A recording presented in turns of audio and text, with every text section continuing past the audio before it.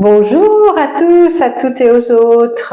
Je vous parle aujourd'hui d'un sujet autour du tantra et notamment de cette notion qui n'est pas directement liée à la philosophie du tantra, mais qui infuse un petit peu tout l'hindouisme, qui est ce qu'on appelle la Shaktipat. Alors, qu'est-ce que c'est que Shaktipat? Alors, Shakti, c'est énergie et Pat, c'est toucher, descente ou transfert. Donc en fait, c'est le transfert d'énergie. Donc ça, c'est quelque chose qui est très classique en Inde. Moi-même, j'ai suivi un maître indien pendant une bonne quinzaine d'années qui travaillait exclusivement avec cette transmission d'énergie, cette fameuse Shaktipat. Comment ça marche? On n'a pas de preuves scientifiques, même si beaucoup de gens dans cette voie-là se réfèrent à cette notion d'intrication quantique, mais qui marche seulement sur les particules subatomiques. Mais en fait, il se pourrait que une personne, sans toucher une autre personne, puisse avoir une influence, puisse modifier l'état d'être d'une autre personne. Alors, c'est ça, c'est le transfert d'énergie.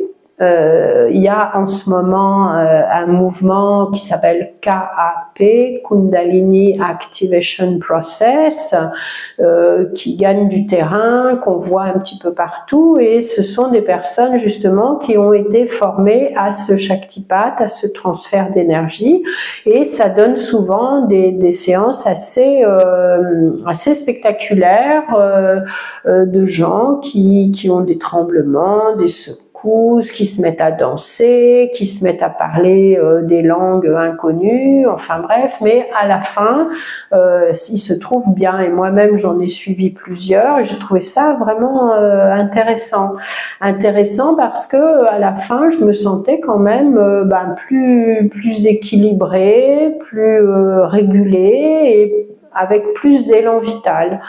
Donc oui, on peut, je pense, raisonnablement penser que il est possible pour une personne d'agir sur une autre personne à distance sans la toucher.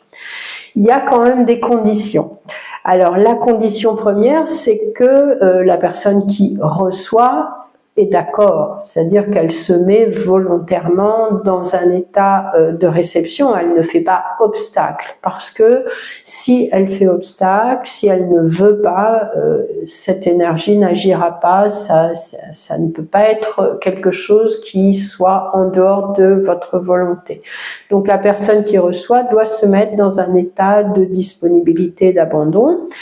La personne qui émet cette énergie de transmission, il y a deux possibilités. Soit elle est simplement canal, c'est-à-dire qu'elle se laisse traverser par une énergie plus grande qu'elle et qu'elle laisse les choses se faire, en ayant reçu, j'imagine, quand même une petite formation ou en ayant développé des aptitudes à être canal. Ou bien, et c'est ça qui se passe en Inde, c'est un maître spirituel, c'est-à-dire que son état d'éveil spirituel, son état de conscience est plus abouti que celui de la personne qui reçoit, et que ça fait un peu comme un système de vases communicants, il y en a un qui en a beaucoup, l'autre qui en a pas beaucoup, donc ça se transfère au niveau de cette énergie Kundalini, énergie vitale, énergie d'éveil spirituel. Et moi, j'ai trouvé cette notion intéressante dans le tantra, parce que dans le tantra, quand on est en groupe, il y a une énergie particulière, et on peut faire l'hypothèse que cette énergie de groupe, elle est vraiment bénéfique pour les personnes, parce qu'elle va justement augmenter leur énergie vitale, permettre une meilleure circulation de la Kundalini. Et je trouvais que cette notion, quand même, de Shaktipat était intéressante à regarder. Et puis, vous creuserez un petit peu, vous allez chercher, vous allez découvrir plein de choses là-dessus. Voilà, si cette vidéo vous a plu, n'hésitez pas à liker, commenter, partager et jeter un petit coup d'œil dans la bio pour voir mes stages de tantra par exemple. À bientôt!